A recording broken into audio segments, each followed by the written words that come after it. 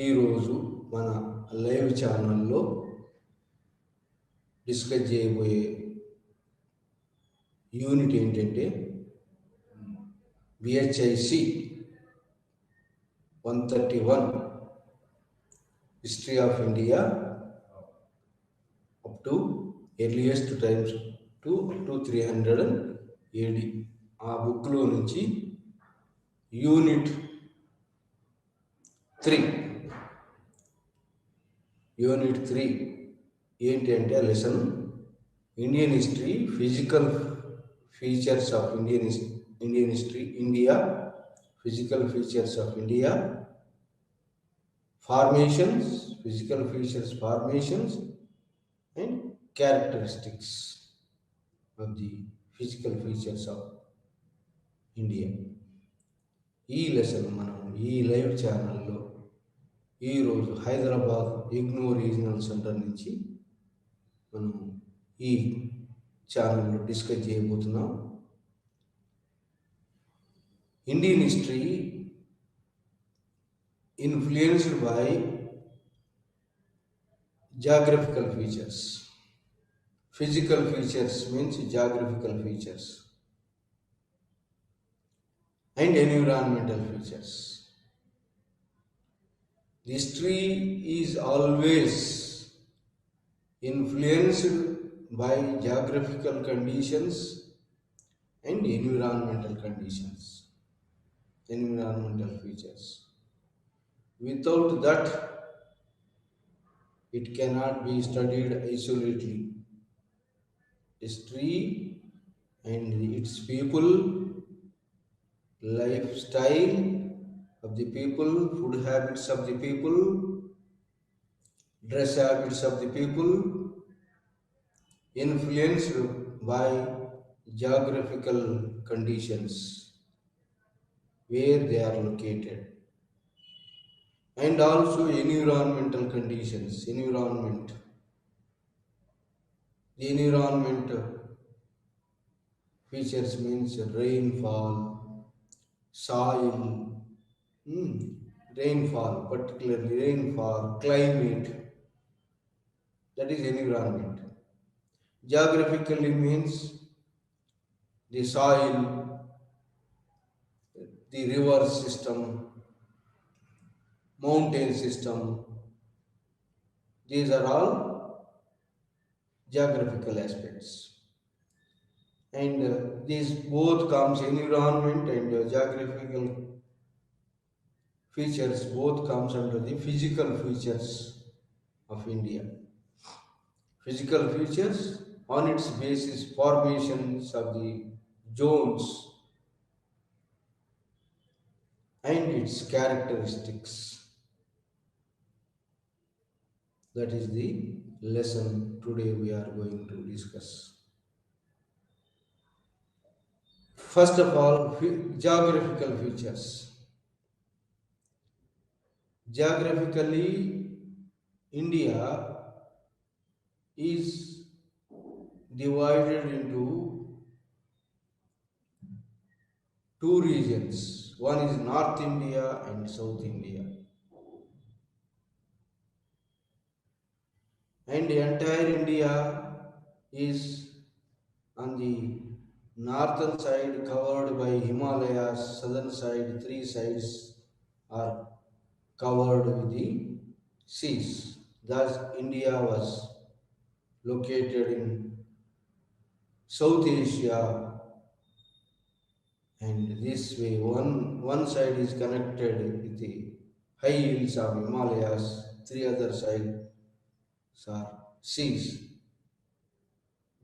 The one side is Indian Ocean, Bay of Bengal and Atlantic. So then so this sea, western side also sea. So this way, three sides sea, one side is land connected, is called Peninsular India, and it is having continental features. Based on the geographical differentiation, it possesses the continental features, so that it is called sub continent. India sub continent అంటాం. ఎందుకంటే కాంటినెంట్లో ఉన్నటువంటి features అన్నీ ఇందులో ఉన్నాయి కాబట్టి sub continent అంటాం. అది మనం ఈ విధంగా మనం ఇండియాలో ఉన్నటువంటి యొక్క ఒక సైడ్ హిమాలయాస్, 3 సైడ్స్ సముద్రాలు ఉన్నాయి మనకు. కాబట్టి దీన్ని ఏమంటాము అంటే ద్వీపకల్పం ఇండియా, పెనిన్సులర్ ఇండియా అంటాం. మరి ఈ ద్వీపకల్పం ఇండియాలో జాగ్రఫికల్ ఇన్ఫ్లుయెన్స్, జాగ్రఫికల్ ఆస్పెక్ట్స్గా ఇండియాను మొత్తం 3 బ్రాడ్ డివిజన్స్గా చేసినారు. ఎట్లా? ఏ బేస్ మీద? జాగ్రఫికల్ కండిషన్స్ బేస్ మీద, and also the rainfall conditions కూడా చేసినాం. రెయిన్ఫాల్ కండిషన్స్ బేస్గా మొత్తం డివైడ్ చేసినాం ఇండియాను మొత్తం 3 రీజన్స్గా. 3 రీజన్స్లో ఒకటి హిమాలయన్ మౌంటైన్స్. ఫస్ట్ది Himalayan mountains. Himalayan mountains 150 miles వెడల్పుతోటి మరి ఆఫ్ఘనిస్తాన్ నుంచి ఈస్ట్ ఎక్కడంటే ఈ మేఘాలయ, షిల్లాంగ్, బర్మా ఆడదాకా వ్యాపించిన హిమాలయాలు 150 మైల్స్ వెడల్పుతోటి మరి 3200 కిలోమీటర్స్ విస్తీర్ణంలో పొడుగుతోటి ఉన్నాయి హిమాలయాలు. ఎత్తైన హిమాలయాలు ఉన్నాయి. అంటే హిమాలయాలు అంటే హిమంతో కూడినవి, అంటే మంచుతో కప్పబడినటువంటి హిమాలయాలు. ఈ హిమాలయాలను కూడా మనము 3 భాగాలుగా చేసినారు. మొత్తం హిమాలయాలు మొత్తం వెస్టర్న్ హిమాలయాలు, పశ్చిమ హిమాలయాలు, మధ్య హిమాలయాలు, తూర్పు హిమాలయాలని 3 హిమాలయాలను కూడా 3 భాగాలుగా చేశారు. మంచు కొండలను కూడా పశ్చిమ హిమాలయాల్లో ఎక్కడంటే ఆఫ్ఘనిస్తాన్ సింధు ఏరియాలో ఉన్నటువంటి ఆఫ్ఘనిస్తాన్ ఏరియాలో ఖైబర్ బొలాన్ పాసెస్ ఉన్నాయి. ఒక కొంత భూమి ఆఫ్ఘనిస్తాన్ నుంచి ఇండియాకు వచ్చేటువంటి ఒక దారులు ఉన్నాయి. ఖైబర్ బొలాన్ పాసెస్ అని ఒక దారులు ఉన్నాయి. ఆ దారుల గుండనే మనకి ఇంతవరకు వచ్చినటువంటి విదేశీయులందరూ కూడా ఇది ఏరోప్లేన్స్గా కనుక్కోకముందు వచ్చినటువంటి విదేశీయులందరూ కూడా కాలినడకన గుర్రాల మీద వచ్చినటువంటి యొక్క విదేశీయులందరూ కూడా ఈ యొక్క పశ్చిమ నార్త్ వెస్టర్న్ పార్ట్ ఆఫ్ ఇండియాలో ఉన్నటువంటి హిమాలయాల్లో ఉన్న కనుమల ద్వారా, ఓపెనింగ్స్ ద్వారా వచ్చినటువంటి వాళ్ళు ఖైబర్ బొలాన్ పాసెస్ ద్వారా వచ్చినారు. ఎవరెవరు అంటే అలెగ్జాండర్ ది గ్రేట్ కానించి, పర్షియన్స్ కానించి, గ్రీకులు, మిగతా వాళ్ళు ఏది మరి ఇండో గ్రీకులు, పార్థియన్స్, పాల్లవాసు, మరి ముస్లింలు, ఢిల్లీ సుల్తాన్లు, మొఘళ్ళు అందరూ కూడా ఆఫ్ఘనిస్తాన్ నుంచి మనకి ఈ ఏరియా నుంచి, ఇంకా ఆర్యన్లు కూడా ఇట్లా ఎంటర్ అయినారు. ఇలా మరి అప్పుడు భూమార్గం ద్వారానే ఎంటర్ అయ్యేది. సముద్ర మార్గాల్లో హయ్యర్ సీస్లో పోయేటువంటి దారి లేకుండే చిన్న ఓడరేవులు, చిన్న చిన్న ప్రాంతాల నుంచి మాత్రమే భూమార్గం ద్వారా భూమార్గాన్ని అంటిపెట్టుకొని వచ్చేవాళ్ళు. కానీ పెద్ద సముద్రాల్లోకి పోలేదు. కాబట్టి వచ్చినటువంటి దండయాత్రలను కూడా ఇక్కడి నుంచే వచ్చినాయి. మరి మిగతా ఏరియా, ఈ ఏరియా మిగతా ఏంటంటే మధ్య హిమాలయాస్లో ఎవరెస్ట్, కాంచన్గంగా పెద్ద శిఖరాలు ఉన్నాయి, ఎత్తైన పర్వతాలు ఉన్నాయి. అవి ఎవరు దాటకుండా ఉన్నాయా, రక్షణ గోడగా ఉపయోగపడింది మనకు. ఆ తర్వాత తూర్పు హిమాలయాలు కూడా దట్టంగా ఉన్నాయి. అయితే ఈ హిమాలయాల వల్ల మనకు ఈ హిమాలయాలు ప్రకృతితోటి ఏర్పడే జాగ్రఫికల్ కండిషన్స్ తోటి ఏర్పడ్డాయి. ఈ జాగ్రఫికల్ కండిషన్ తోటి మరి ఏర్పడినటువంటి హిమాలయాల్లో మరి క్లైమేటిక్ కండిషన్స్, రెయిన్ ఫాల్ కూడా ఇన్ఫ్లుయెన్స్ చేస్తుంది. ఈ హిమాలయాలు మంచుతో కప్పబడ్డాయి కాబట్టి, ఎత్తుగా ఉన్నాయి కాబట్టి విదేశీయులు రాకుండా ఆపగలిగినాయి. ఏది ఒక ఖైబర్ బొలాన్ ఈ పశ్చిమ వాయువ్య ప్రాంతంలో ఉన్న ఓపెనింగ్స్ తప్ప మిగతా చోట్ల విదేశీయులు ఎవరు కూడా మన భారతదేశానికి రావాలని ప్రయత్నం చేయలేదు. ఏది ఏరోప్లేన్స్ కనుక్కునే దానికన్నా ముందు వచ్చినటువంటి వాళ్ళందరూ ఈ రెండు మూడు పాసెస్ ఓపెనింగ్స్ ద్వారానే కనుమల ద్వారానే వచ్చారు. అయితే విదేశీయులను నిలువరించింది. ఇంకోటి ఈ సౌత్ వెస్ట్ మాన్సూన్స్, నైరుతి ఋతుపవనాలు ఏతున్నాయో వాటిని అడ్డుకొని ఈ హిమాలయాలు మరి వర్షాన్ని స్క్రీన్గా అడ్డుకొని వర్షాన్ని కురిపిస్తున్నాయి మనకు. ఇది హిమాలయాల వల్ల లాభం. ఇంకా హిమాలయాల నుంచి బయలుదేరినటువంటి యొక్క నదులు ఏమేమంటే ఇండస్, సింధు నది, దాని ఉపనదులు అంటే జీలం, చినాబ్, నావి, రావి, బియాస్, సట్లెజ్, పంజాబ్ 5 రివర్స్. జీలం, చినాబ్, రావి, బియాస్, సట్లెజ్ 5 రివర్స్. సింధు నది ప్రవాహం.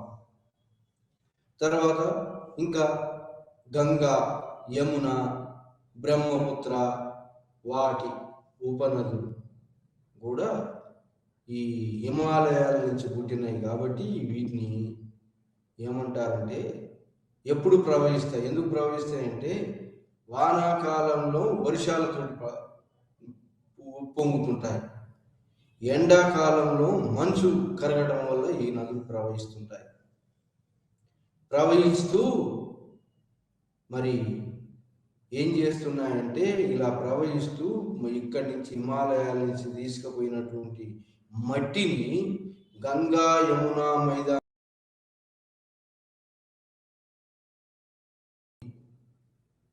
ఫార్మేషన్కు ఈ నదులు తోడ్పడ్డాయి. అయితే వానాకాలంలో వానలతో, ఎండాకాలంలో మంచు కురవడంతో ఈ నదులు ఎప్పుడు కూడా ప్రవహించడము. దానికోసం వీటిని ఏమంటారంటే పెరినియల్ రివర్స్. పెరినియల్ రివర్స్ అంటే ఎప్పుడూ ప్రవహించే నదులు, ఎప్పుడు ఎండిపోయి. ఎందుకంటే వానాకాలము వానలతోటి ప్రవహిస్తాయి, ఎండాకాలము మంచు పెరగడంతో ప్రవహిస్తాయి. కాబట్టి ఈ రివర్స్ను ఈ సింధు, గంగా, యమున, బ్రహ్మపుత్ర వీటి యొక్క ఉపనదులను ఏమంటారంటే పెరినియల్ రివర్స్. వీటిని పెరినియల్ ఎవర్ ఫ్లోయింగ్ రివర్స్ అంటారు. వీటి మట్టి వల్ల పైనుంచి కొట్టుకుపోయిన మట్టి ఫామ్ వల్ల గంగా, యమున మైదానాలు ఏర్పడ్డాయి, సింధు మైదానం ఏర్పడ్డాయి. ఇది ఇంతేగాక హిమాలయాలు ఈ యొక్క ఋతుపవనాలను ఆపి వర్షాన్ని లోయర్ ఏరియాకు వర్షాలు పడేటట్టు చేయడం కాకుండా రష్యాలో ఉన్న సైబీరియన్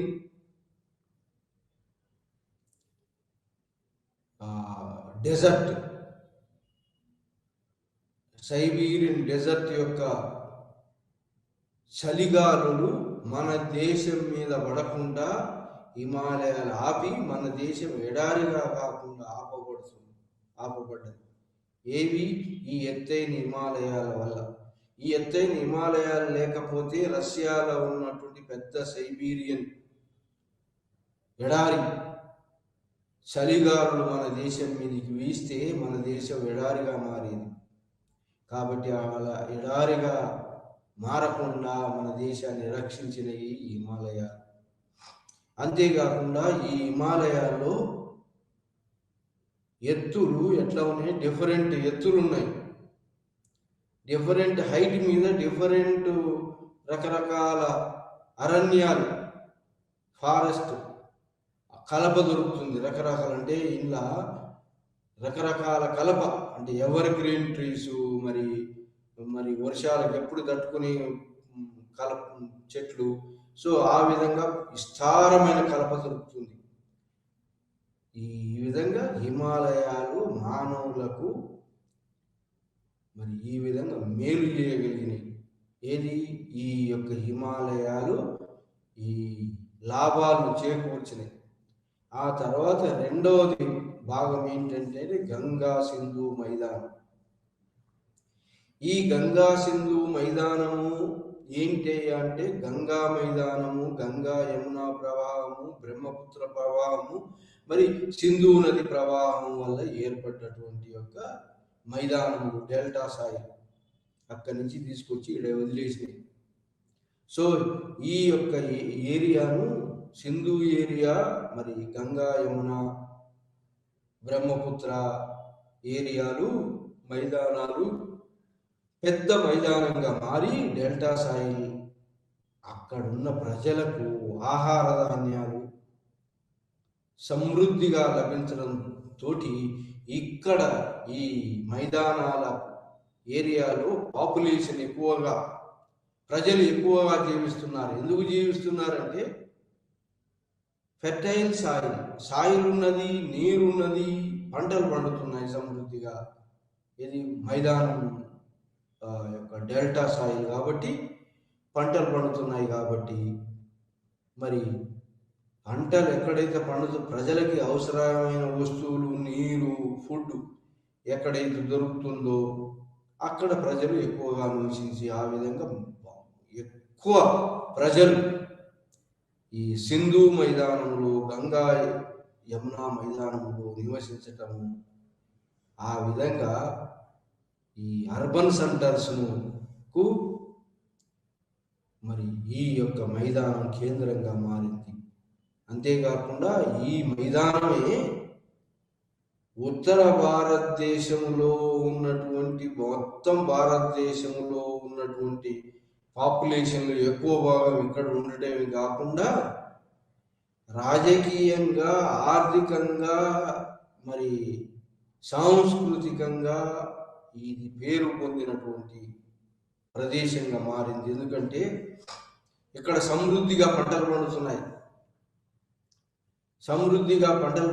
కానీ పాపులేషన్ ఎక్కువగా ఉంది. కాబట్టి ఇక్కడనే మన భారతదేశంలో వచ్చినటువంటి మరి ఆవిర్భవించిన మతాలన్నీ కూడా ఇక్కడనే వచ్చినాయి.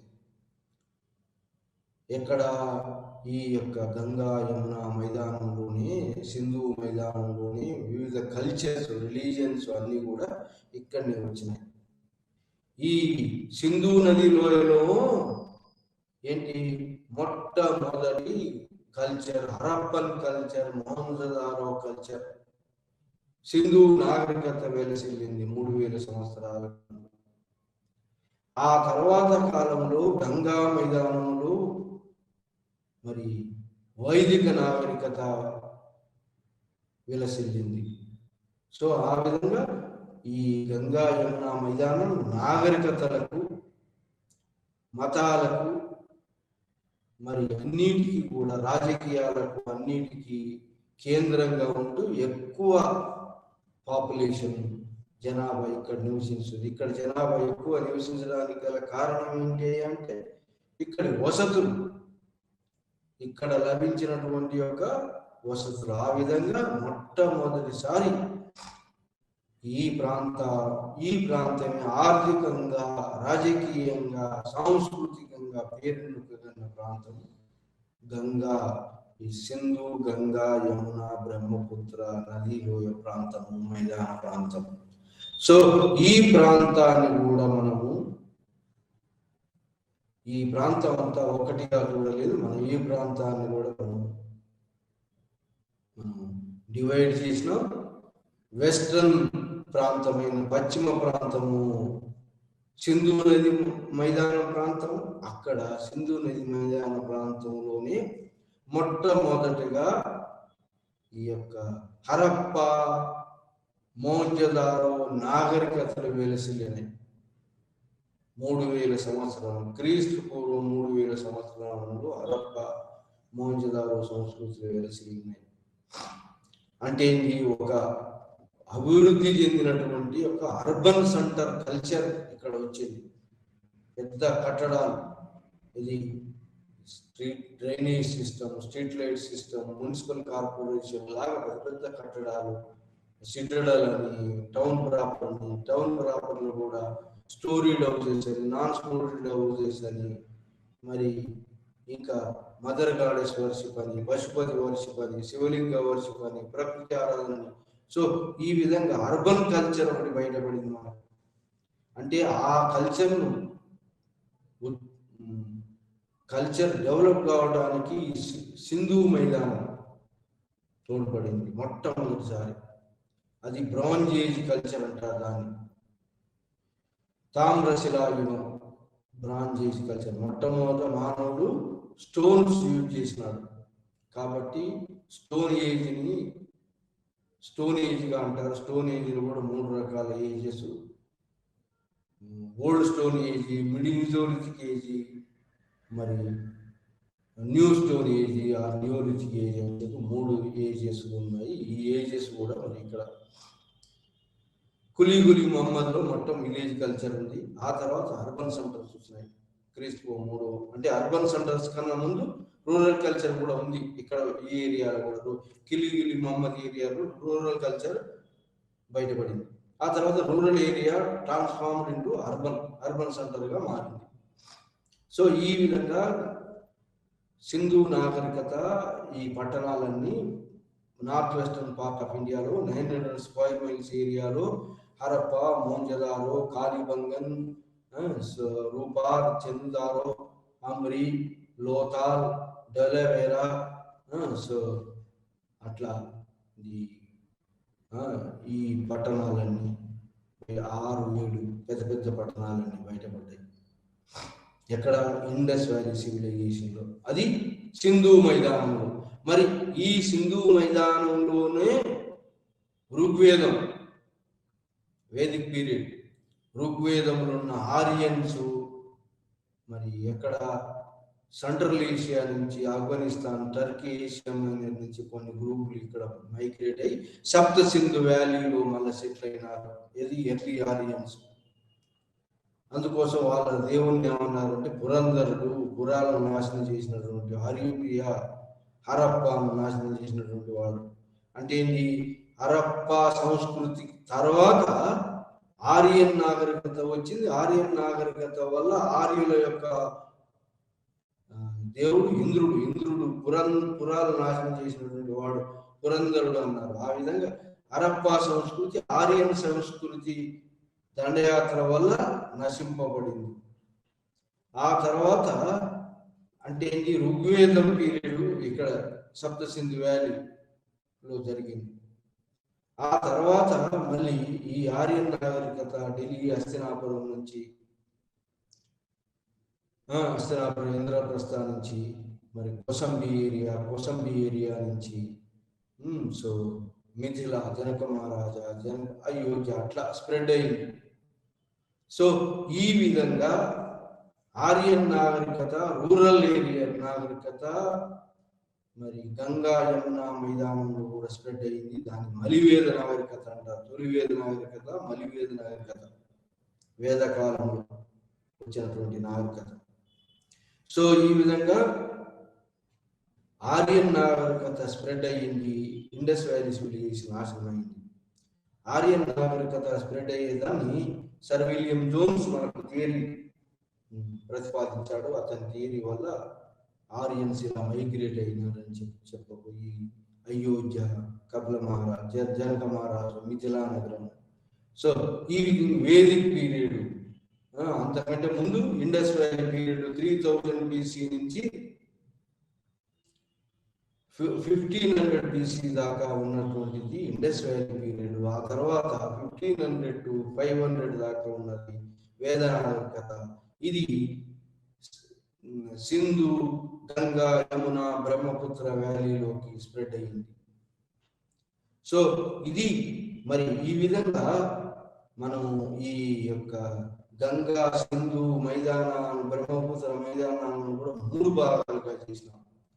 వెస్టర్న్ ప్రాంతమేమో ఈ యొక్క సింధు నగరంగా సింధు లోయ నాగరికత విలసిల్లిన ప్రాంతము Punjab and Sindhu area and also ఈ యొక్క సరస్వతి ఏరియా, ఈ దాని పశ్చిమ నార్త్ వెస్టర్న్ పార్ట్ ఆఫ్ ఇండియాలో సింధు నాగరికత, ఆ నాగరికతలోనే తొలి ఆర్యన్ నాగరికత విలసిల్లింది. ఆ తర్వాత ఆర్యన్ నాగరికత మరి గంగా యమునా మైదానంలోకి చొచ్చుకుపోయింది. ఆ విధంగా మొట్టమొదటిసారి ఏమి యూజ్ చేశారంటే వాళ్ళు కాపర్ టిన్ను యూజ్ చేశారు. ఆ కాపర్ టిన్ను కలిపి bronze age civilization, Indus valley civilization అంతా తామ్రశిలా యుగం, బ్రాంజ్ ఏజ్ తర్వాత ఐరన్ ఏజ్ వచ్చింది. సో ఆ విధంగా ఇంతకంటే ముందు స్టోన్ ఏజ్, నియోలిథిక్ పీరియడ్ అంటే ప్యాస్టోరల్ ఏజ్, అది old stone age, people food gather అంటారు. సో ఆ తర్వాత మిడిల్ స్టోన్, మీజోలిథిక్ ఏజ్, ఆ తర్వాత నియోలిథిక్ ఏజ్లో సెటిల్ అయినారు.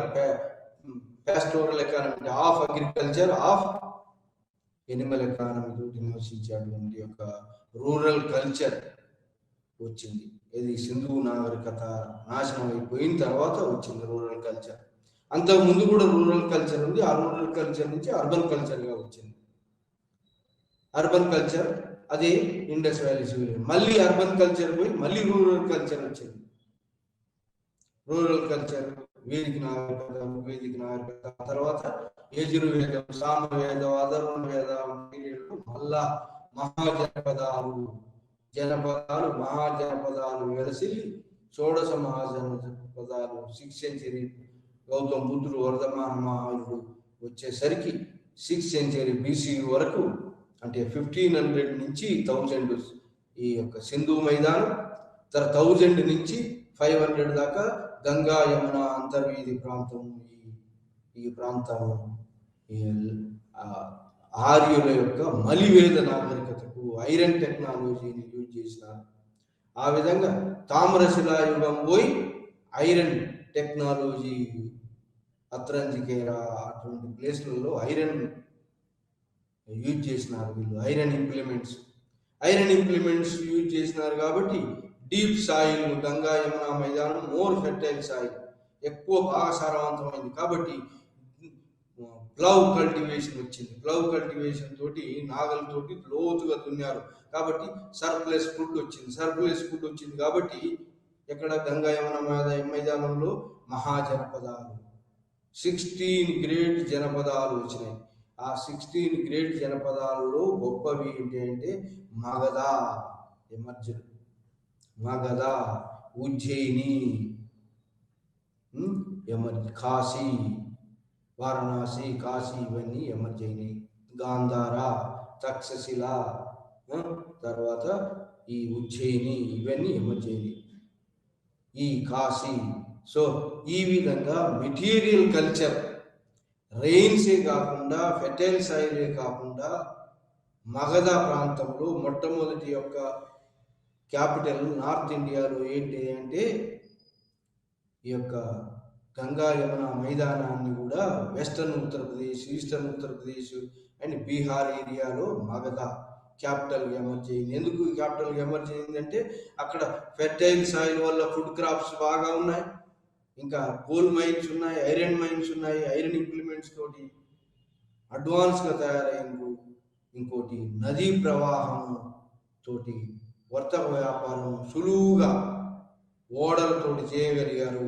కాబట్టి బులక్ కార్ట్ యొక్క ప్రయాణమే కాకుండా ఓడల మీద వస్తువులను వర్తక వ్యాపారానికి ఓడలు ఉపయోగించుకున్నారు. ఆ విధంగా గంగా యమున యొక్క రివర్ ఫ్లో స్లోగా పోయేటువంటి యొక్క నదీ ప్రవాహాలు దానికి ఉపయోగపడ్డాయి వర్తక వ్యాపారానికి. ఆ విధంగా పెద్ద పెద్ద పట్టణాలు వచ్చినాయి. ఎక్కడ? గంగా యమున మైదానం అంతర్వీధిలో సాయిల్ మంచిది కావటం, ఈ యొక్క రెయిన్ ఫాల్ కూడా ఎక్కువగా ఉండటం, ఇక్కడ మరి కాలువల ద్వారా ఈ ఫెర్టైల్ సాయిల్ కాలువల ద్వారా పంటలు పండించి ఎక్కువ పాపులేషన్ మరి మగధ రాజ్యం పెద్ద రాజ్యంగా ఆవిర్భవించడానికి గల కారణమైంది. మగధ మొట్టమొదటి భారతదేశం యొక్క రాజధాని ఏంటంటే మగధ, పాటలీపుత్రము, గిరివ్రజము. పాటలీపుత్రం ఎందుకు అయిందంటే నదీ ప్రవాహం ఓడరేవులతోటి ఈజీగా అయింది వర్తక వ్యాపారానికి. కాబట్టి అది ఒక పెద్ద టౌన్గా, పెద్ద అర్బన్ సెంటర్గా ఎమర్జ్ అయింది. ఆ తర్వాత మొట్టమొదటి గుట్టల ప్రాంతంలో ఉంది గిరివ్రజము. గుట్టల మధ్యలో మరి నీటి మధ్యలో ఉంది కాబట్టి ఈ యొక్క రక్షక అభేద్యంగా ఎవరికి బయటి వాళ్ళు రాకుండా ఉన్నది కాబట్టి పాటలీపుత్రం మొదటి రాజధానిగా, భారతదేశ రాజధానిగా ఈ యొక్క ప్రకృతి సంపద, జాగ్రఫికల్ కండిషన్స్ ప్రకారంగా, ప్రకృతి సంపద మరి ప్రకారంగా ఇది ఎమర్జ్ అయింది. ఇండో గంజెటిక్ ప్లెయిన్ ఒక డామినెంట్ ప్లెయిన్గా, రాజకీయంగా, ఆర్థికంగా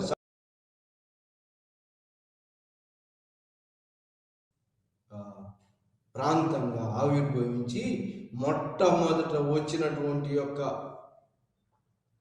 భారతదేశాన్ని మొత్తం ఏలాలని వచ్చినటువంటి యొక్క పెద్ద పెద్ద రాజ్యాలన్నీ కూడా మహాజనపదాలన్నీ కూడా ఇక్కడనే వచ్చినాయి ఎక్కువగా. అందులో వచ్చిన జనపదాల నుంచి మహాజనపదంగా కొన్ని ఆవిర్భవించి ఆ అన్నిటిని కూడా ఆక్రమించింది మగధ సామ్రాజ్యం. ఆ విధంగా మగధ ఎమర్జెన్సీ క్యాపిటల్. ఆ విధంగా నార్త్ ఇండియాలో ఇండో గ్యాంజెటిక్ ప్లెయిన్స్ ఎప్పుడు కూడా మొత్తం భారతదేశం యొక్క భారతదేశం యొక్క సంస్కృతిని, ఆర్థిక వ్యవస్థను, రాజకీయ వ్యవస్థను శాసిస్తూ వస్తున్నది.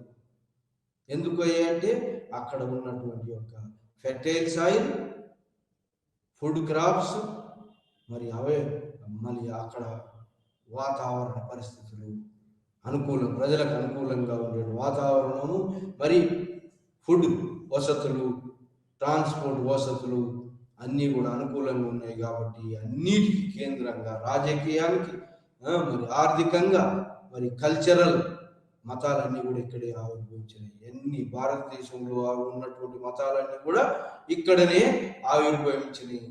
కాబట్టి సంస్కృతి మన అంతా కూడా ఇక్కడనే అన్నిటికీ కేంద్రంగా మారింది. అందుకోసం ఇప్పటికి కూడా నార్త్ ఇండియాలో ఉత్తరప్రదేశ్, బీహారు, మరి బెంగాల్, మరి ఈ యొక్క పంజాబ్, హర్యానా, సో ఈ ప్రాంతాలు మరి ఫుడ్ హ్యాబిట్స్ కూడా డిఫరెంట్గా ఉన్నాయి. కల్చర్స్ కూడా డిఫరెంట్గా ఉన్నాయి. చూడండి, కల్చర్ పంజాబ్లో ఇప్పుడు ఈ యొక్క నార్త్ ఇండియాలో, ఉత్తరప్రదేశ్లో వచ్చినటువంటి కల్చర్, బ్రాహ్మణిక్ వ్యవస్థ పంజాబ్లో పడలేదు. చూడండి, పంజాబ్లో బాగా ఉంటుంది. Western Punjab, eastern Punjab. Western పంజాబ్లో పాకిస్తాన్లో ఉంటుంది, ఈస్టర్న్ పంజాబ్ ఇండియాలో ఉంటుంది.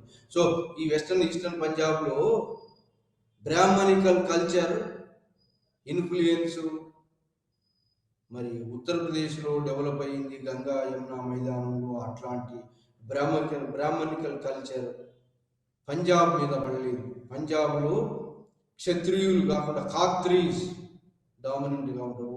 అంటే ట్రేడ్ అండ్ కామర్స్ చేసే వాళ్ళు డామినెంట్గా ఉంటారు, ఖాత్రీస్ ఫ్యామిలీస్. ఆ విధంగా మరి ఈ యొక్క ఇన్ఫ్లుయెన్స్, మరి కల్చరల్ డిఫరెన్సెస్ కూడా వచ్చినాయి. పంజాబ్ కల్చర్ వేరు, మరి north Indian culture, UP culture, Bihar culture వేరు. ఆ విధంగా మరి ఏదేమైతే యూపీ, బీహార్, ఉత్తరప్రదేశ్, బీహార్ కేంద్రంగా మగధ రాజ్యం పెద్ద రాజ్యంగా ఆవిర్భవించి భారతదేశాన్ని అంతా పాలించాలని చెప్పి మౌర్య చంద్రగుప్తుడు, చాణక్యుడు, విష్ణుగుప్తుడు, చక్రవర్తిని ల్యాండ్ ఆ విధంగా మొత్తం భారతదేశానికంతా మకుటంగా రాజధానిగా వెలసిల్లింది. ఇది పాటలీపుత్రం. ఆ తర్వాత మధ్యయుగంలో కనౌజ్ వచ్చింది. మరి ఆ తర్వాత ఢిల్లీ రాజధానిగా వచ్చింది. ఆ విధంగా మొత్తం మీద ఇప్పటికి కూడా నార్త్ ఇండియా గంగా యమునా మైదానాలు రాజకీయంగా, ఆర్థికంగా, మరి ఈ కల్చరల్ ఆస్పెక్ట్లో అన్నింటిలో కూడా డామినెంట్ ప్రాంతంగా ఇప్పటికీ అది విరాజిల్లుతూ వస్తుంది. అది గంగా, సింధు, యమున డామినెంట్ మైదానం ఏరియా. ఆ తర్వాత మొత్తం భారతదేశాన్ని ఇంకా ఏంటంటే గంగా, యమున, సింధు మైదానం కాకుండా దక్కన్ ప్లేట్యూ, ఆరావలి హిల్స్, దక్కన్ ప్లేట్యూ అంటే నార్త్ ఇండియాను సౌత్ ఇండియాను డివైడ్ చేస్తూ నర్మదా, తపతీ నదులు డివైడ్ చేస్తున్నాయి. ఈ రెండు మాత్రమే, నర్మదా, తపతీ మాత్రమే వెస్ట్ వర్డ్ ప్రవహిస్తున్నాయి. మిగతా అంతా కూడా ఈస్ట్ వర్డ్ ప్రవహిస్తున్నాయి. మిగతా నదులన్నీ ఏది దక్కన్ ప్రాంతంలో ఉన్న నదులన్నీ. ఎందుకంటే దక్కన్ పీఠభూమి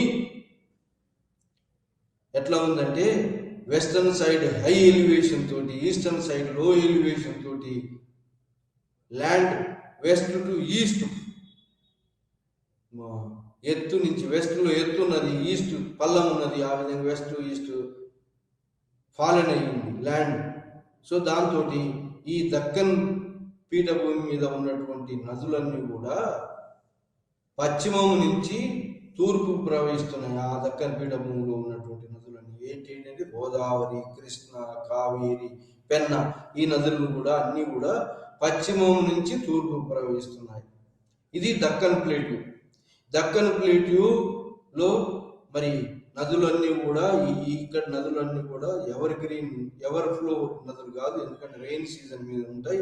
గోదావరి వాటి యొక్క ట్రిబ్యూటరీస్, వాటి యొక్క ఉపనదులు, కృష్ణ దాని యొక్క ఉపనదులు, మరి కావేరి, పెన్నా దాని ఉపనదులు అన్నీ కూడా వెస్ట్ టు ఈస్ట్ ప్రవహిస్తున్నాయి.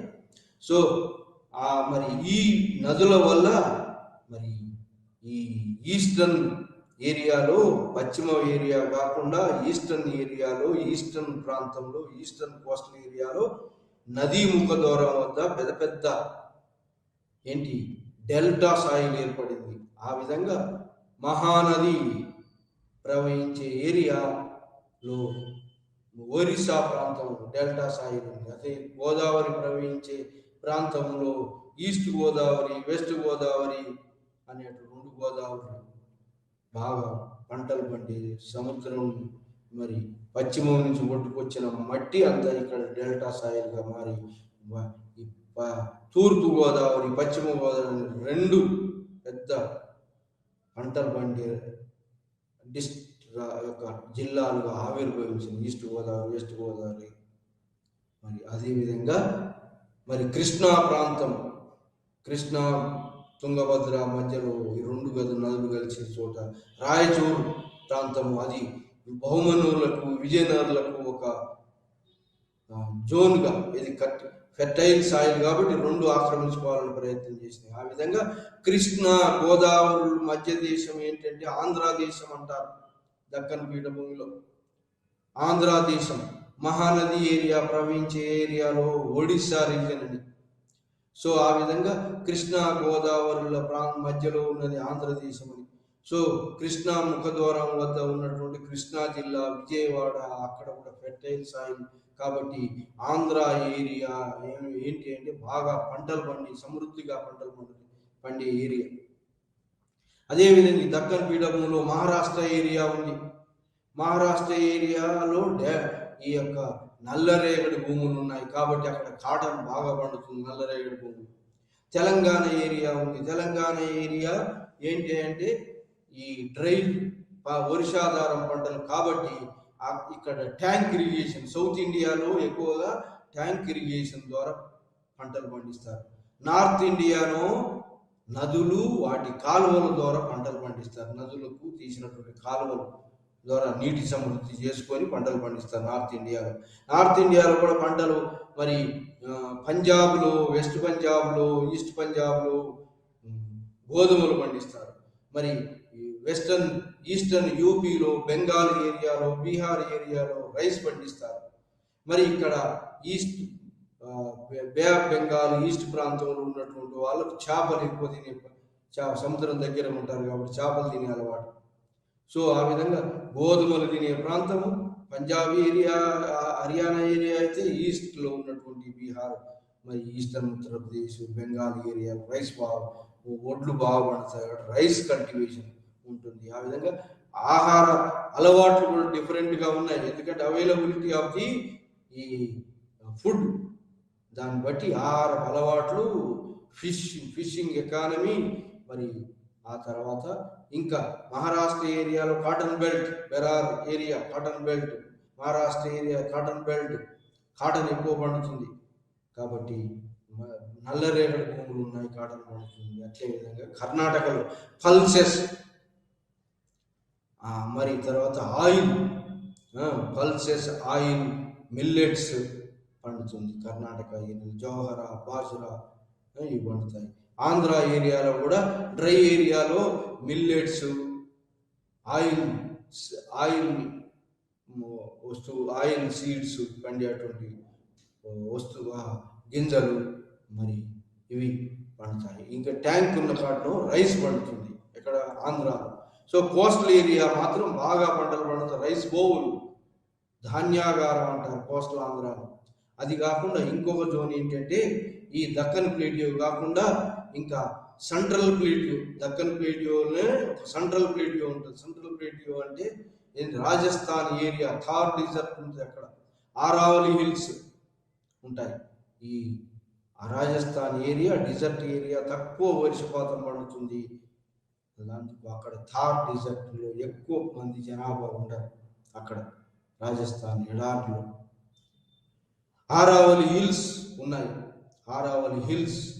ఆ తర్వాత ఆరావలి హిల్స్ నుంచి వచ్చినటువంటి ఒక నర్మదా, తపతయ రివర్స్ మరి పశ్చిమ ప్రాంతం ప్రవహిస్తుంటాయి. ఈ రెండు నదులే పశ్చిమ ప్రాంతం ప్రవహిస్తుంటాయి. తర్వాత ఈ మధ్య ఉత్తర భారతదేశానికి, దక్షిణ భారతదేశానికి Vindhya mountains, Vindhya ranges, north ఇండియాను ఆర్యావర్తం అని, సౌత్ ఇండియాను దక్షిణాపదం అని, దక్కన్ అని, దక్షిణాపదము అని, దండకారణ్యం బాగా ఫారెస్ట్ ఉండేదని దండకారణ్యం. సో దండకారణ్యానికి రాముడు వచ్చి పంచవటిలో ఉన్నాడు. ఈ దక్షిణాన ఉన్నటువంటి యొక్క రాక్షసులను హతమార్చి శబరి తోటి, శబరిని ఏరియాను దర్శించి శబరి ఇచ్చినటువంటి పళ్ళు తిన్నాడని, ఇక్కడ ఈ దండకారణ్యంలో సంచారం చేస్తుంటే పంచవటి నుంచి రావణాసురుడు సీతను ఎత్తుకపోయిందని. సో ఈ రాముడు కూడా ఎందుకు వచ్చాడంటే ఆర్యుల మైగ్రేషన్ జరుగుతుంది. ఈ ట్రైబల్ పీపుల్ లేదా ఈ యొక్క రాక్షస ప్రవృత్తి ఉన్నటువంటి యొక్క మనుషులను కల్చరైజ్ చేయడానికి రాముడు అయోధ్య నుంచి బయలుదేరాడు. ఎందుకు? కల్చర్, మరి ఆర్యన్ సంస్కృతిని స్ప్రెడ్ చేయడానికి, ఈ అనాగరికంగా ఉన్నటువంటి ప్రజలను నాగరికంగా మార్చడానికి ఆ ప్రయత్నంలోనే రాముడు పంచవటికి వచ్చినాడు, అడవులకు వచ్చినాడు, పంచవటికి వచ్చినాడు. పంచవటిలో సీతను ఎత్తుకుపోయినటువంటి యొక్క ఏది రావణ బ్రహ్మ, రావణాసురునికి లంకా అధిపతిని ఓడించి ఇక్కడ ఉన్న వానరులతోటి మరి వాలి సుగ్రీవుల యుద్ధంలో సుగ్రీవుడు మిత్రుడైండు, వాలి చంపబడ్డాడు. వాలి ఎందుకు చంపబడ్డాడంటే సుగ్రీవుని యొక్క వారితో సంబంధం పెట్టుకొని దానికి కాదంటే కాదని ఒప్పుకోకపోవటం, దాంతో వాలి సుగ్రీవుల అధర్మ యుద్ధానికి ధర్మమే జయించాలని చెప్పి ఈ రాముడు సాయం చేయటం, వాలిని చంపటం, వాలి మరి జాంబవంతుడు, వానరుడు, ఆంజనేయుడు వాళ్ళందరూ కూడా సీతను ఎత్తుకడం లంకకు పోయి లంకలో ఉన్నటువంటి వానర ప్రవృత్తి ఉన్నటువంటి రావణ బ్రహ్మను ఓడించి మళ్ళీ సీతను తీసుకొస్తారు అయోధ్యకు. సో ఆ విధంగా ఏంటి, చెడును తొలగించి మంచి సంస్కృతిని స్థాపించడానికి రాముడు బయలుదేరాడు. అది. సో ఆ విధంగా ఆర్యనైజేషన్, దక్కన్ కూడా ఆర్యనైజేషన్ జరిగింది అని.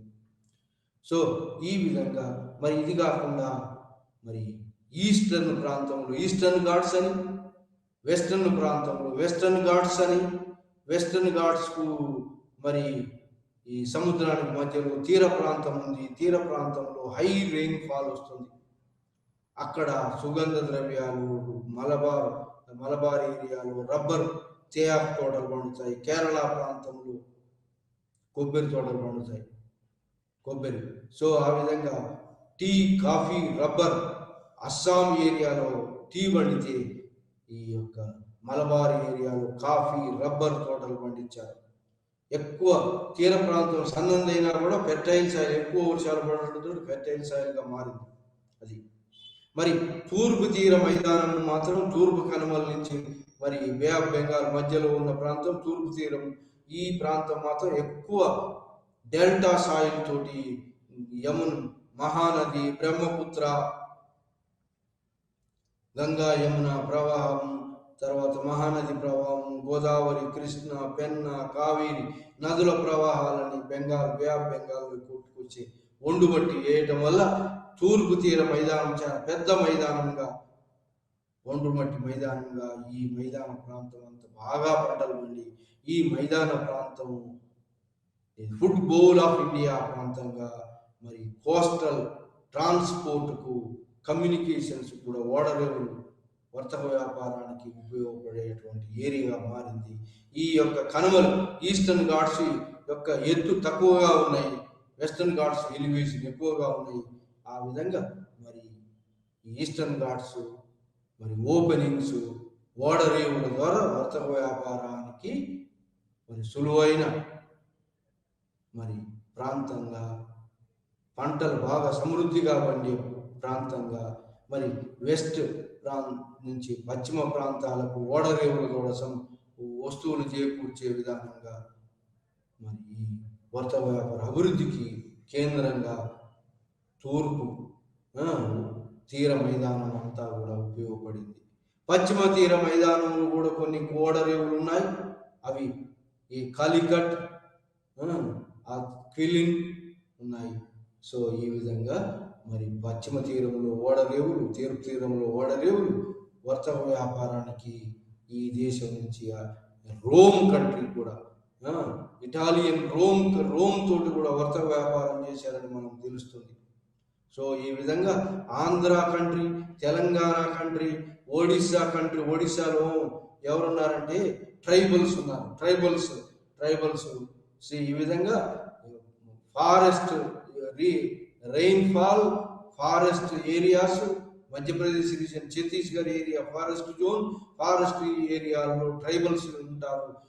ప్లెయిన్ రీజియన్ మరి అభివృద్ధి చెందినటువంటి మానవులు, కల్చర్ డెవలప్ అయిన మానవులు ఉంటారు. ఫారెస్ట్ ఏరియాలో ట్రైబల్ పీపుల్ ఉంటారు. ఆ ట్రైబల్ ఫారెస్ట్ ఏరియాలో ట్రైబల్ పీపుల్ లోపల ఫారెస్ట్లో ట్రైబల్ పీపుల్ ఆ ఫారెస్ట్ ప్రోడక్ట్స్ మీద డిపెండ్ అయి ఉంటారు. సో ఆ విధంగా మరి ఫారెస్ట్ ఇది Chhattisgarh, Odisha tribal area, Madhya Pradesh tribal area, ఈ విధంగా జోన్స్, ఇది మరి కల్టివేబుల్ జోన్స్, మరి కాలువలు, మరి మంచి ప్రాంతాలు, మంచి మట్టి, రెయిన్ఫాల్ ఉన్న ఏరియాలు తోటి ఈ విధంగా గంగా యమున సింధు మైదానం ఫెర్టైల్ గ్రౌండ్గా ఉన్నది. అన్నిటికి పంటలు పండడానికి మరి రెయిన్ఫాల్కు కాబట్టి ఎక్కువ పాపులేషన్. ఆ తర్వాత ఉన్నటువంటి పాపులేషన్ ఎట్లా మహారాష్ట్రలో, కర్ణాటకలో, మరి ఆంధ్రాలో, తమిళనాడు కావేరీ పట్టణం, తమిళనాడు ఎక్కువ పాపులేషన్ ఉన్నది.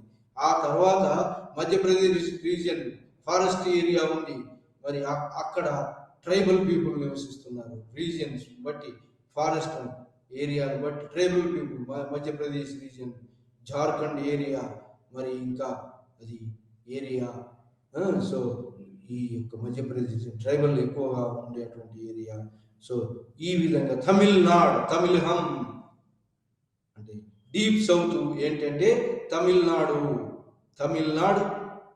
ఇది పల్లవులు, చోళులు ట్యాంక్స్ ద్వారా కాలువల ద్వారా, ట్యాంక్స్ ద్వారా, చెరువుల ద్వారా ఈ యొక్క అగ్రికల్చర్ వ్యవసాయం చేశారు. ఆ తమిళ్ కల్చర్ కూడా బాగా అభివృద్ధి చెందింది. సో ఆ తర్వాత కేరళ ప్రాంతంలో కూడా మరి కేరళ ప్రాంతం బాగా కొబ్బరి తోటలు, నేచురల్ ప్రకృతి, బాగా వర్షాలు పడతాయి కాబట్టి అక్కడ కొబ్బరి తోటలతోటి కేరళ ప్రాంతం సమృద్ధిగా మరి ఈ యొక్క వర్షాలతోటి నిండి అన్ని పంటలు పండటంతో కేరళ ఈ విధంగా పాండ్యులు, చేర, చోళ ఏన్షియంట్ రాజ్యాలు, మొట్టమొదటి రాజ్యాలు తమిళ్ ఏది ఈ యొక్క ఆ, తమిళహం అంటే ఏంటి, ఈ యొక్క తమిళనాడులో మొట్టమొదటి ఆవిర్భవించినటువంటి తమిళ్ లాంగ్వేజ్ దాన్ని ఏమంటారంటే ఈ యొక్క తమిళ్ పోయట్ సంగం లిటరేచర్ తమిళనాడు ఏరియాలో మదురై క్యాపిటల్గా సంగం లిటరేచర్, పాండ్యులు, చోళులు, చేరాసు వాళ్ళ యొక్క రాజకీయంగా ఎట్లా ఇంటర్నల్ స్ట్రగుల్ అయింది, అల్టిమేట్గా ఎవరు జయించారు, ఈ యొక్క రాజకీయాన్ని కూడా తెలియజేస్తుంది తమిళనాడు సంగం లిటరేచర్. మరి కేరళలో ఉన్నటువంటి యొక్క కొబ్బరి తోటలు, తిరువనంతపురము ఏరియాలో ఉన్నటువంటి యొక్క కల్చర్. సో ఈ విధంగా మరి భారతదేశము వివిధ జాగ్రఫికల్ జోన్స్గా ఇండిపెండెంట్గా చూడండి, ఒక చోట ఉన్న కల్చర్ ఇంకో చోట లేదు, ఒక చోట ఏది సింధు మైదానంలో ఉంటే మరి గంగా మైదానంలో ఐరన్ కల్చర్ వచ్చింది, ఈ యొక్క తామ్రశిలా యుగం రాలేదు. అట్లే దక్కన్లో కూడా, దక్షిణ ప్రాంతంలో దక్కన్ పీఠభూమిలో కూడా ఈ యొక్క బ్రాంజ్ ఏజ్ రాలేదు. బ్రాంజ్ ఏజ్ రాకుండా డైరెక్ట్గా ఐరన్ ఏజ్, స్టోన్ ఏజ్ తర్వాత ఐరన్ ఏజే కనిపించింది. ఆ విధంగా ఈ యొక్క జోన్స్ అన్నీ కూడా ఇండిపెండెంట్ జోన్స్, కల్చరల్ జోన్స్గా ఉన్నాయి. మరి local zones based on the river borders, hill mountains borders తోటి లోకల్ జోన్స్గా విభజించబడి లోకల్ కల్చర్ డెవలప్ అయ్యింది.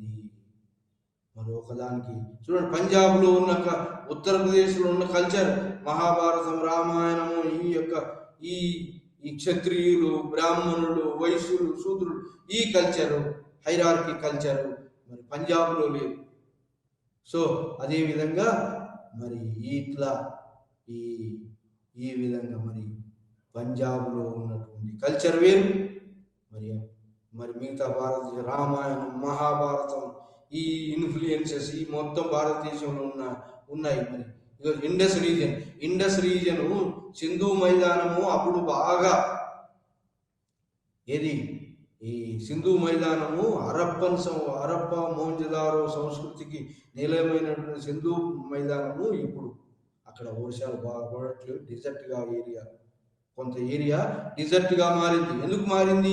అప్పుడు బాగా వర్షాలు పడ్డాయి, అప్పుడు మరి ప్రకృతి వనరులు బాగుండబట్టి అర్బన్ కల్చర్ వచ్చింది. ఇప్పుడు లేదు, మరి ఆ సీన్ ఇప్పుడు లేదు, ఇప్పుడు మారిపోయింది. ఎందుకు? ఇప్పుడు ఒక డెజర్ట్, కొంత ప్రాంతం డిజర్ట్గానే మారింది సింధు అంటే ఏంటి, ఆ ఎక్కువ అప్పుడు ఏది ఇటుకలు కాల్చడం వల్ల, ప్రకృతిని నాశనం చేయడం వల్ల, మరి ఫ్లడ్స్ రావడం వలనో, లేదా ఈ యొక్క నేచురల్ కండిషన్స్ను బాగా ఎక్స్ప్లాయిట్ చేయడం వలన అక్కడ వర్షాలు పడకుండా అయిపోయింది. అంటే ఫారెస్ట్ ఎక్కువ, అంటే ఈ యొక్క అడవులు ఎక్కువగా ఉంటే వర్షాలు ఎక్కువగా పడతాయి. అడవులు, గుట్టలు ఎక్కువగా ఎక్కడెక్కడ ఉంటే అక్కడ వర్షాలు ఎక్కువ పడతాయి. అది చూడండి, అస్సాంలో చిరపుంజి ఏరియాలో బాగా వర్షాలు పడడానికి కారణం ఏంటంటే అది ఎత్తైన ప్రదేశం కాబట్టి వర్షాలు పడతాయి. హిమాలయాల్లో కూడా పడతాయి, ఎందుకంటే నైరుతి ఋతుపవనాలు లాపుతున్నాయి. మరి అదేవిధంగా వెస్టర్న్ ఘాట్స్లో ఉన్న తీరవమ్మడి కూడా పడతాయి. వెస్టర్న్ ఘాట్స్ పశ్చిమ కనుమలు ఆపి ఆ ప్రాంతం పశ్చిమ కనుమలో ఉన్నటువంటి దక్షిణ వైపు ఉన్న తీర ప్రాంతానికి ఫెర్టైల్ సాయిల్గా మారుతుంది వర్షాలు పడి. సో ఆ విధంగా కేరళలో బాగా వర్షాలు పడతాయి. సో ఆ విధంగా మలబార్ ఏరియా బాగా వర్షాలు పడి వర్షంతోనే ఆ పంటలన్నీ వస్తాయి.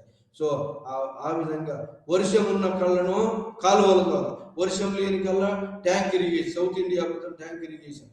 సో కాకతీయులు అందుకే ట్యాంకులు పెట్టారు.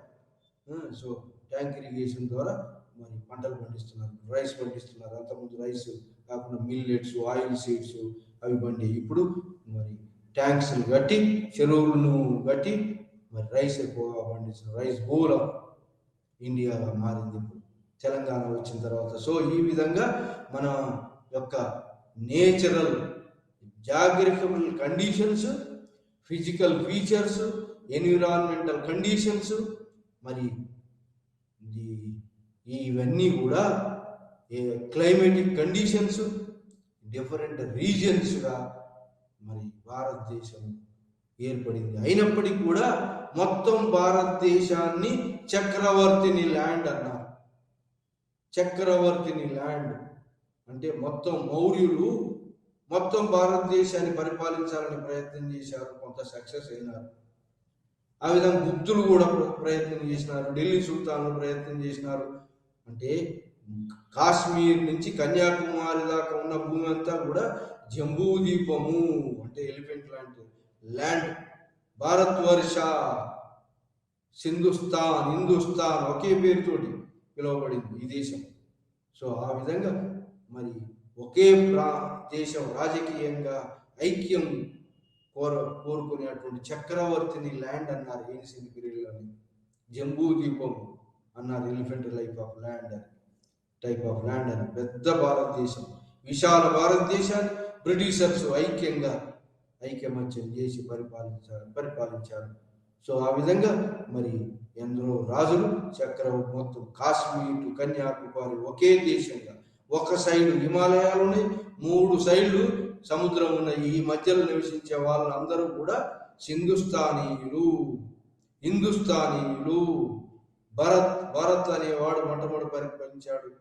భరత్ వంశ, భారతదేశము అని. India, S pronounced H pronounced I, Persians, ఇండాయిస్. సో ఇండియా అని ఒకే నామంతో మరి కల్చర్ మొట్టమొదటి లాంగ్వేజ్, ప్రాకృత లాంగ్వేజ్, సంస్కృత లాంగ్వేజ్, వేదాల లాంగ్వేజ్ ఏంటంటే సంస్కృత లాంగ్వేజ్. ఇది ఈ వేదాలన్నీ కూడా సంస్కృత లాంగ్వేజ్లో ఉన్నాయి. కానీ మొట్టమొదటి దేశం అంతా కూడా అశోకుని శాసనాల ద్వారా మరి స్ప్రెడ్ అయింది ఏంటంటే ప్రాకృత లాంగ్వేజ్. ఆ తర్వాత బౌద్ధ మతము, జైన మతాలు వచ్చి పాలి భాషలో, ప్రాకృత భాషలో, అర్ధమాగధి భాషలో, ప్రజలు మాట్లాడుకునే భాషలో ప్రచారం చేశారు. ఆ తర్వాత మళ్ళా గుప్తుల కాలంలో సాంస్క్రిట్ లాంగ్వేజ్గా మొదలైంది. మొత్తం భారతదేశం అంతా సాంస్క్రిట్, రాజభాష ఏంటంటే సాంస్క్రిట్. ఆ తర్వాత సాంస్క్రిట్ నుంచి నెమ్మదిగా వివిధ జోన్స్, వివిధ కల్చరల్ బేస్ మీద, రివర్ హద్దుల, నదీ ప్రాంతాల హద్దుల మీద, మరి పర్వతాల హద్దుల మీద లోకల్ జోన్స్ ఏర్పడ్డాయి.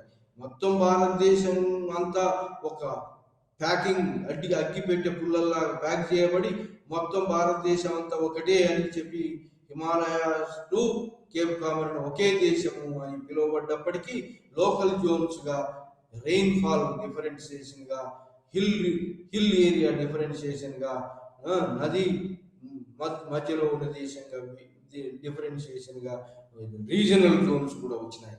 ఆ విధంగా Odisha region, Andhra region, Telangana region, Tamil Nadu region, Kerala region. So ఆ విధంగా మరి Deccan Maharashtra region, Karnataka region, Deccan plateau, central India, Aravalli, so middle Gangetic plain, western Gangetic plain, అట్లే Sindhu area, Bengal area. So ఇట్లా ఈ లోకల్ జోన్స్ కూడా తయారైనాయి. దేని బేస్ మీద? Rainfall, climatic condition, geographical conditions, food availability and fertility of the soil. ఇవన్నీ కూడా భారతదేశం యొక్క cultural, physical features influenced the course of the Indian history. And ఆ విధంగా ఇండియన్ హిస్టరీ లోకల్ జోన్స్గా, డిఫరెంట్ జోన్స్గా మారటానికి, డిఫరెంట్ క్యారెక్టరిస్టిక్స్ రావటానికి మరి ఈ యొక్క physical features, environmental features, geographical features influence అయినాయి. ఆ విధంగా మనం ఈరోజు ఈ లెసన్లో ఏంటంటే ఫిజికల్ ఫీచర్స్ అంటే జాగ్రఫికల్, ఎన్విరాన్మెంటల్ కండిషన్స్, రెయిన్ఫాల్, మరి geographical conditions, fertile soils, river flows, ఈ కల్చర్, డిఫరెంట్ కల్చరల్ జోన్స్గా, రీజనల్ జోన్స్గా ఈ యొక్క దేశం మరి ఫిజికల్ ఫీచర్స్ తోటి ఇన్ఫ్లుయెన్స్ కాబడింది. అది ఆ విధంగా డిఫరెంట్ ఫార్మేషన్స్ వచ్చినాయి. డిఫరెంట్ ఫార్మేషన్స్, ఒకదానికి సంబంధం లేకుండా లోకల్ జోన్స్గా చూడండి. లోకల్ పాండ్యులు మొట్టమొదటి డీప్ సౌత్లో ఎవరున్నారంటే పాండ్య, చోళ, చేరాస్ ఉన్నారు. తర్వాత తమిళనాడు ఏరియా పల్లవులు, చోళులు పరిపాలించారు. మరి ఆంధ్ర ఏరియాలో మరి ఏది ఈ వెస్టర్న్ చాళుక్యాసు, ఈస్టర్న్ చాళుక్యాసు, గజపతీసు, ఒరిస్సాసు, బహుమనీసు,